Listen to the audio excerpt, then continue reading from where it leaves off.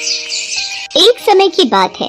मोहनपुर नामक गांव में सदानंद नाम का एक गरीब ब्राह्मण रहता था। वो स्वभाव से बहुत धर्म कर्म और पूजा पाठ करने वाला था। ब्राह्मण नियम से रोजाना सुबह पीपल के पेड़ पर जल चढ़ाता था। उसी पेड़ पर माँ लक्ष्मी का वास था। एक दिन ब्राह्मण की पूजा से प्रसन्न होकर माँ लक्ष्मी ने एक लड़की का रूप धारण किया और पीपल में से निकलकर उस ब्राह्मण के पास आई। तुम कौन हो बेटी? तुमने मुझे पिता कहा है? मेरा इस दुनिया में कोई भी नहीं है। मैं आपको रोजाना यहाँ पीपल पर जल चढ़ाते हुए पूजा करते देखती हूँ, इसलिए मैंने आपको अपना पिता कहा है। पिताजी, क्या मैं भी आपके साथ आपके घर चलूँ? मेरे साथ? पर मेरी तो पहले से ही 6 लड़कियाँ हैं। अगर मैं इसे अपने घर ले गया तो खिलाऊंगा क्या?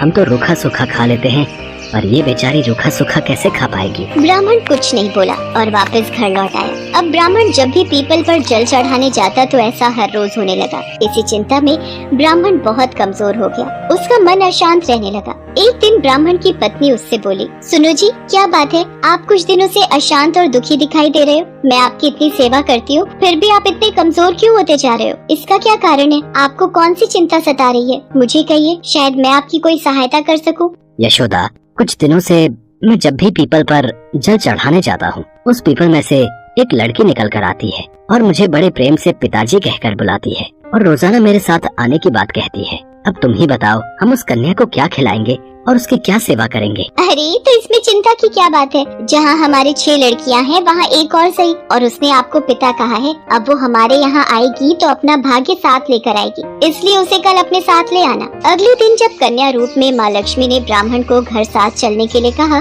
तो वो लड़की को अपने साथ घर ले आया। जिस दिन से ब्राह्मण उस लड़की को घर लाया, उसी दिन से उसके दिन बदलने लगे। यशोदा, तुम्हें पता है, भिक्षा के लिए जहाँ रोज मुझे 1 या 2 कटोरी आटा मिलता था, आज मुझे बोरी भरकर आटा चावल मिले।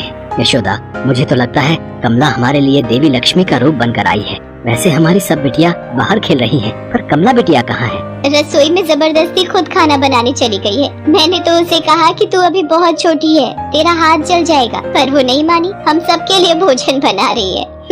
अच्छा, फिर तो मैं जल्दी से हाथ मुँह धो लेता हूँ। अपनी कमला बिटिया के हाथ का गरम गरम भोजन खाऊंगा। कन्या ने गूंथने के लिए आटा निकाला तो आटे की परात अपने आप भर गई। वो कन्या जिस किसी चीज को हाथ लगाती वो दुगनी हो जाती। कन्या रूपी देवी लक्ष्मी ने कई प्रकार के भोजन बना दिए। सभी ने उस दिन भरपेट भोजन किया। कमला, तुमने तो बहुत ही स्वादिष्ट भोजन बनाया है। पिताजी, फिर तो आप थोड़ी सी दाल और ले लो। सब भोजन कर चुके थे। थोड़ी देर बाद ब्राह्मणी का भाई मिलने गया। यशोदा बहन, कहाँ हो? अरे ज्ञान भैया, आप अचानक? हाँ, वो गाँव में थोड़ा जरूरी काम था, सोचा तुमसे मिलता चलूं। तुम बैठो, मैं तुम्हारे लिए पानी लाती हूँ। यशोदा बहन, बहुत जोरों की भूख लगी है, कुछ खाने को हो तो वो भी लेती आना। सब तो भोजन कर चुके हैं, अब मैं ज्ञान भैया को क्या खिलाऊंगी? माँ, क्या हुआ? आप क्यों परेशान हो? बेटी, तेरे मामा आए हैं, रसोई में कुछ भी खाने को नहीं है। अब भैया को क्या दूं? उन्होंने खुद से भोजन की इच्छा जताई है। माँ, आप चिंता मत करो, मैं कुछ करती हूँ।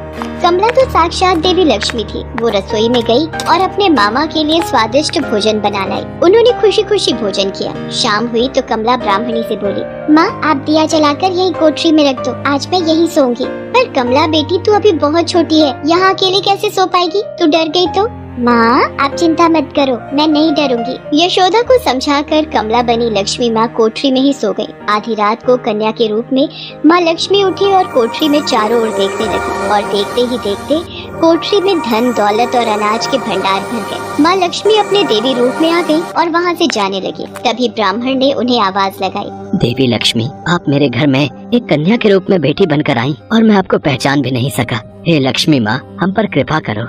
हे देवी लक्ष्मी, हमसे कोई भूल हुई हो तो हमें क्षमा कर देना। तुम दोनों ने तो मेरी बहुत सेवा की है और मैं तुम दोनों की सेवा से बहुत प्रसन्न हूँ। तुम दिन रात पूजा पाठ में ध्यान लगाते हो, मेरी पूजा करते हो, सबका भला करते हो। तुम्हारा स्वभाव बहुत ही दयालु है। ये देखकर मुझे अपार प्रसन्नता हुई है। मेरा आशीर्वाद सदैव तुम्हारे साथ रहेगा और तुम्हारे जीवन में धन दौलत वैभव और शांति में वृद्धि होगी। इतना कहकर देवी लक्ष्मी अंतर्ध्यान हो गई और उस दिन से ब्राह्मण के घर में सभी प्रकार के सुखों का वास हो गया।